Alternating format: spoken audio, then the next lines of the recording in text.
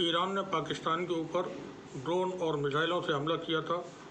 इस हमले के जवाब में पाकिस्तान की तरफ से ईरान के ऊपर अब हमले किए गए हैं और पाकिस्तान ने जो हमले किए हैं वो ईरान के सिस्तान प्रांत के अंदर, सिस्तान प्रोविंस से पाकिस्तान से लगा हुआ है।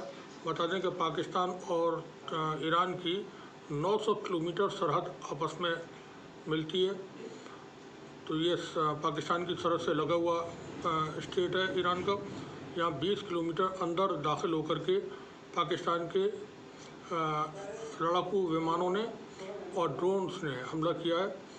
इन हमलों में अभी तक मारे जाने वालों की तादाद का कोई जानकारी नहीं हासिल हुई है, लेकिन नुकसान होने की जानकारियां हैं। ये हमला पाकिस्तान ने जो किया है वो सिस्तान प्रांत में BLA बलोचिस्तान लिबरेशन आर्मी के जो ठिकाने उन पर किया है। BLA ये बलोचिस्तान की एक अलग आर्मी है जो जिसको पाकिस्तान आतंकवादी संगठन कहता है और ये संगठन बलूचिस्तान में की लिबरेशन यानी आज़ादी के लिए मुहिम चलाए हुए और आए दिन पाकिस्तान की सेना के ऊपर इनके हमले होते रहते हैं। तो BLA के ठिकानों पर जो ईरान में मौजूद हैं, पाकिस्तान ने उनको टारगेट करने की बात कही है और ये जवाबी कार्रवाई है पाकिस्तान की तरफ से जो ईरान ने की थी। बता दें कि ईरान ने एक दिन पहले पाकिस्तान के बलूचिस्तान प्रांत में तुर्बत और पंजपुर इलाके में ड्रोन और मिसाइलों से हमले किए थे, जिसमें पाकिस्तान के 2 बच्चों के मारे जाने की खबरें हैं। और ईरान ने कहा था कि ये हमने हमला किया है आतंकवादी संगठन जैश अल अदल के ठिकानों पर। जैश अल अदल को ईरान की तरफ से ISIS का सहयोगी संगठन बताया गया और कहा गया कि ये इसराइल के लिए काम करते हैं। तो एक तरह से पाकिस्तान में ISIS और इसराइल के जो एजेंट्स थे उन पर ईरान ने कहा कि हमने उन पर हमला किया है। तो चूँकि ये हमला पाकिस्तान ने कहा कि हमारी आज़ादी पर हमला है, हमारे मुल्क पर हमला है, तो उसके जवाब में पाकिस्तान की तरफ से ये कार्रवाई की गई है। ये जो वीडियो आप स्क्रीन पर देख रहे हैं ये उसी कार्रवाई का वीडियो है और पूरी डिटेल है और बताते हैं आपको। बता दें कि इस वक्त जो चीज़ें चल रही हैं वो बड़ी डेंजरस चल रही हैं दुनिया में। सन 2022 में रूस और यूक्रेन की जंग हुई और वो अभी चल रही है। 2023 में फ़लस्तीन और इसराइल की जंग शुरू हुई और वो अभी चल रही है 3 महीने गुजर जाने के बाद भी। नई जंगों का दौर इस वक्त चल रहा है और ये नई जंगों का दौर बहुत बड़ी जंगों में तब्दील हो सकता है कभी भी, किसी भी वक्त। दुनिया इस वक्त जंगों के किनारे पर खड़ी हुई है। बहुत ख़तरा इस वक्त है हालात को दुनिया भर में बिगड़ने का। अब जो पाकिस्तान ने एयर स्ट्राइक की है, चूँकि पाकिस्तान के ख़िलाफ़ जो ईरान ने कदम उठाया वो काफ़ी शॉकिंग था। पाकिस्तान को उम्मीद नहीं रही होगी और किसी को भी उम्मीद नहीं थी कि पाकिस्तान के अंदर ईरान इस तरह की स्ट्राइक्स करेगा।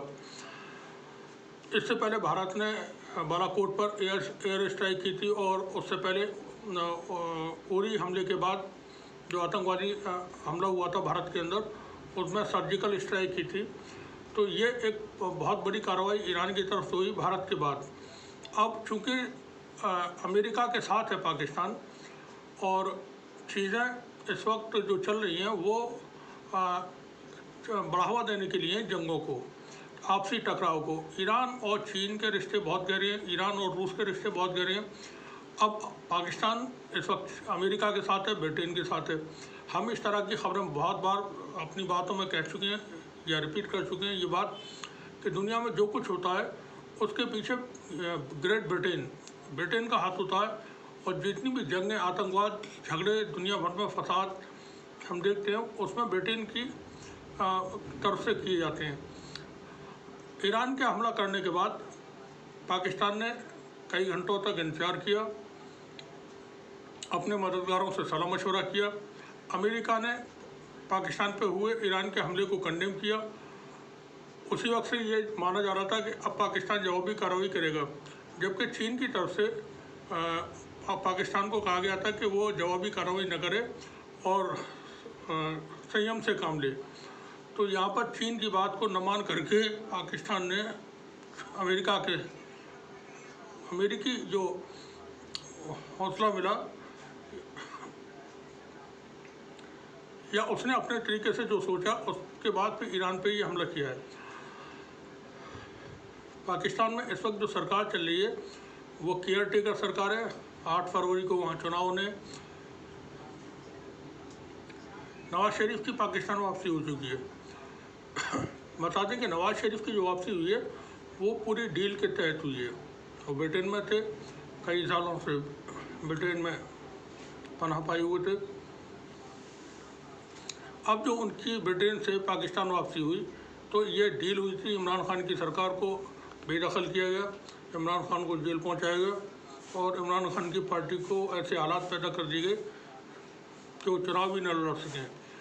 अब जब 8 फरवरी को पाकिस्तान में चुनाव होने वाले हैं, उससे पहले इमरान खान की पार्टी का बल्ले का निशान उनसे लिया जा चुका है, यानी उनके उम्मीदवार बल्ले के निशान पर चुनाव नहीं लड़ेंगे।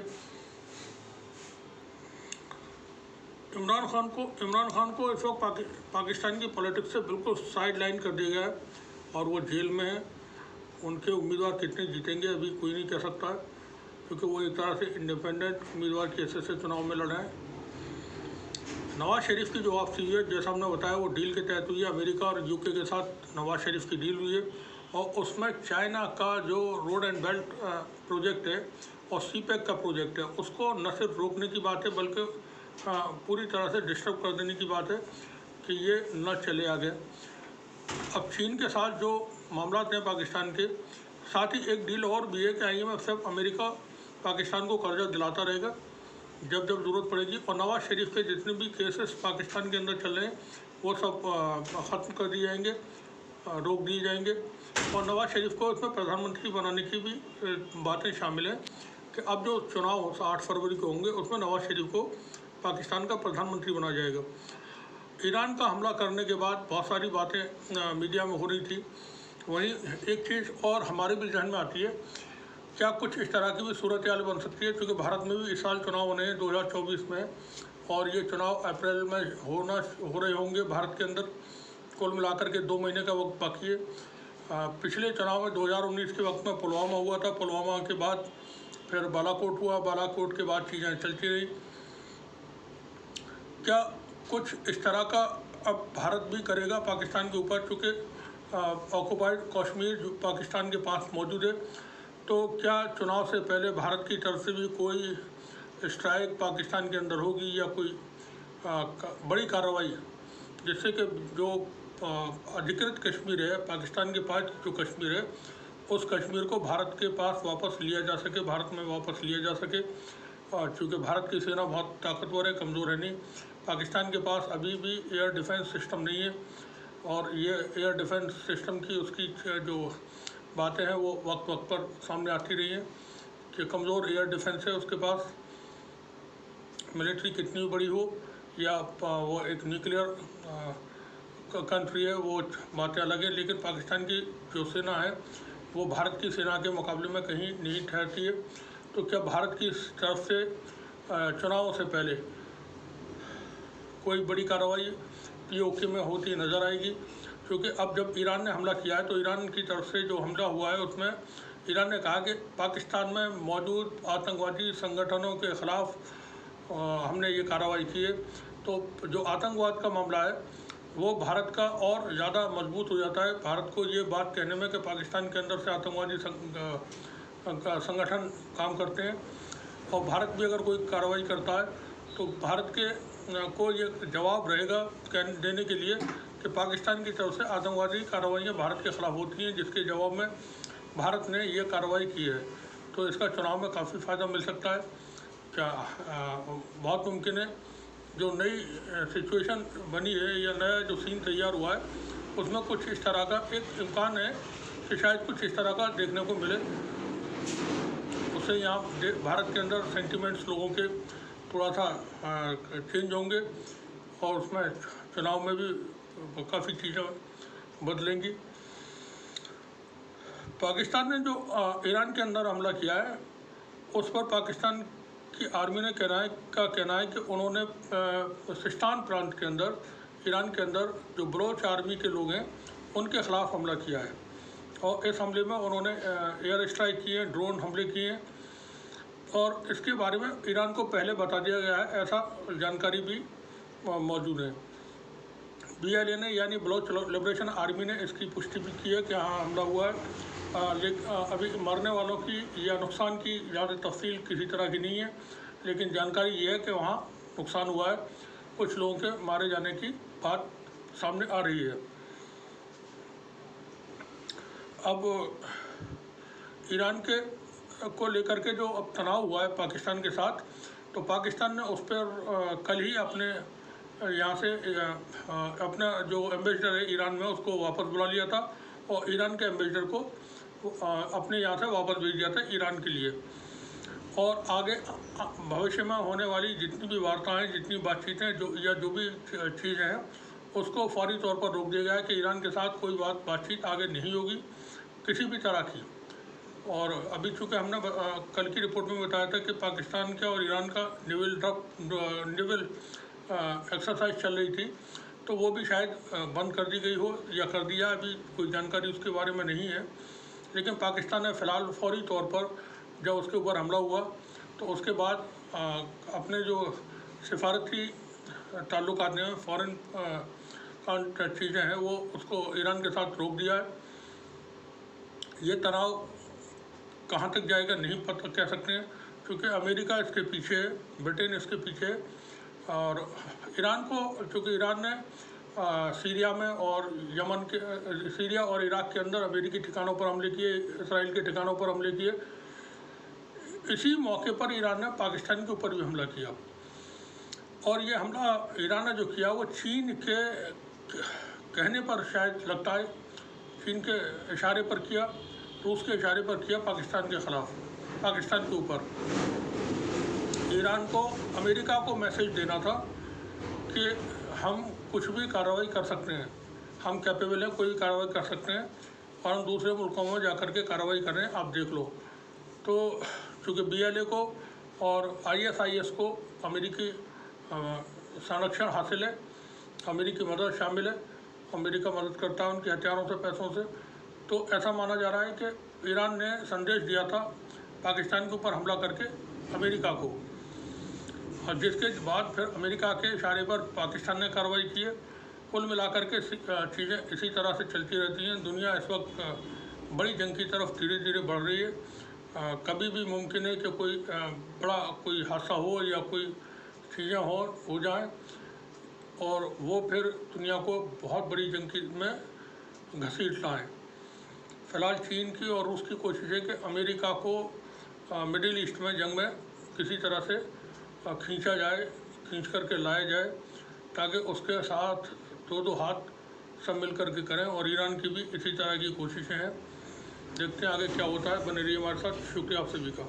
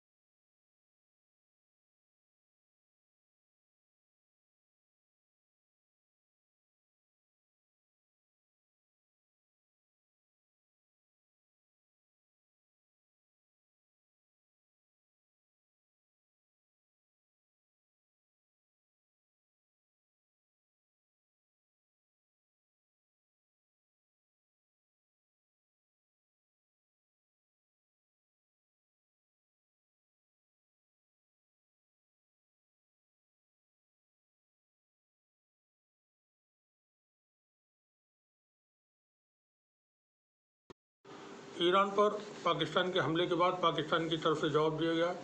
पाकिस्तान के जो ISPR हैं उनके तरफ से ये बयान है, देखें सुने।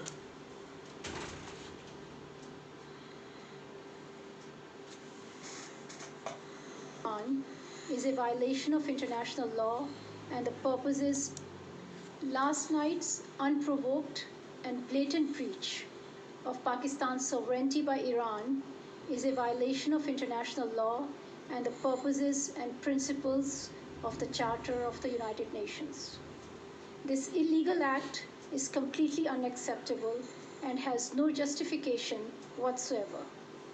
Pakistan reserves the right to respond to this illegal act, and the responsibility for the consequences will lie squarely with Iran. We have conveyed this message to the government of Iran. We have also informed them that Pakistan has decided to recall its ambassador from Iran, and that the Iranian ambassador to Pakistan, who is currently visiting Iran, may not return for the time being. We have also decided to suspend all high-level visits which were ongoing or were planned between Pakistan and Iran in the coming days. जानकारी कुछ इस तरह की भी है कि पाकिस्तान ने Iran के सिर्फ सिस्तान में ही नहीं, दूसरी जगहों पर भी हमला किया है और वहाँ पर उनके रॉकेट्स और आर्टिलरी वहाँ पर इस्तेमाल किया पाकिस्तान ने। पाकिस्तान के इस वक्त जो ताल्लुक आते हैं अपने पड़ोसियों से, भारत है, चाइना है, अफ़गानिस्तान है, ईरान है, सबसे ख़राब है। चाइना के साथ भी पाकिस्तान के रिश्ते अब उस नहज के नहीं है जैसे इमरान खान की सरकार के वक्त में हुआ करते थे, क्योंकि ये नवाज़ शरीफ की सरकार है और नवाज़ शरीफ प्रो यूएस और यूके है। चीन के साथ उनके ठीक है ताल्लुकात रहते हैं, लेकिन फ़िलहाल चीन के साथ ताल्लुकात न रखने के लिए अमेरिका का प्रेशर बहुत ज़्यादा है पाकिस्तान के ऊपर। ये जो एस्केलेशन हुआ है, जो टकराव दोनों के बीच हुआ है, भारत पाकिस्तान और ईरान के दरमियान, ये चीज़ें बढ़ेंगी तो नहीं, यहाँ ठहर जाएंगी, कोई इसमें ज़्यादा किसी तरह की चिंता की बात नहीं है। लेकिन ये दोनों ही पड़ोसी मुल्क ऐसे हैं जिनमें इस लेवल का टकराव नहीं था। अफ़गानिस्तान के साथ चीज़ें पाकिस्तान की डिस्टर्ब है, लेकिन ईरान के साथ नहीं थी। ईरान ने जो अभी कार्रवाई की है और फिर पाकिस्तान ने जो जवाबी कार्रवाई की है, उसके बाद आगे बहुत ज़्यादा चीज़ें गंभीर हो सकती हैं। ईरान के साथ क्योंकि ईरान इस वक्त इन्वॉल्व है पूरी तरह से फ़लस्तीन की जंग में, और फ़लस्तीन की जंग आगे बढ़ रही है, वो बढ़ सकती है बहुत ज़्यादा। वहाँ अमेरिका जंग को रोकने की कोशिश में है और इसराइल के ऊपर भी काफ़ी दबाव है दुनिया भर का कि जंग रुके। ईरान ने उस महाज पर बहुत बड़ी बढ़त ले रखी है फ़लस्तीन वाले पर। तो ईरान अपने जो हरीफ हैं, एनिमीज़ हैं, उनको संदेश देने की कोशिश कर रहा है मुस्तकिल, सीरिया और इराक़ में हमले करके और यमन से हमले करवा के रेड सी में, कि देखें हम बहुत कुछ कर सकते हैं। और यहाँ पर चीन को और दूसरे देशों को भी एक तरह से ईरान ने अपने साथ शामिल किया हुआ है। अब पाकिस्तान के लिए बड़ी क्रिटिकल सिचुएशन हो गई है। जैसा हमने कहा कि भारत की ने पुलवामा के बाद पाकिस्तान के ख़िलाफ़ बालाकोट की स्ट्राइक की थी, उससे पहले सर्जिकल स्ट्राइक की थी। भारत की सरकार के ऊपर ये प्रेशर जनता का रहता है कि आपने 370 ख़त्म किए तो पाकिस्तान अधिकृत कश्मीर को भी भारत में लाइए। अब देखना ये होगा कि भारत की तरफ से क्या कोई इस तरह का कुछ होता है, क्योंकि अब अगर भारत कोई कार्रवाई करता है पाकिस्तान के ख़िलाफ़ तो भारत के पास ये कहने का हक़ है, भारत के पास ये कहने के लिए बहुत बड़ा सबूत ईरान भी है। और कि देखें ईरान ने भी कार्रवाई की आतंकवादी संगठनों को लेकर के पाकिस्तान में जो चलाए जा रहे हैं, तो हमने भी जो किया है वो आतंकवादी संगठनों के ख़िलाफ़ किया है। बने रहिए हमारे साथ। आप सभी का बहुत बहुत शुक्रिया।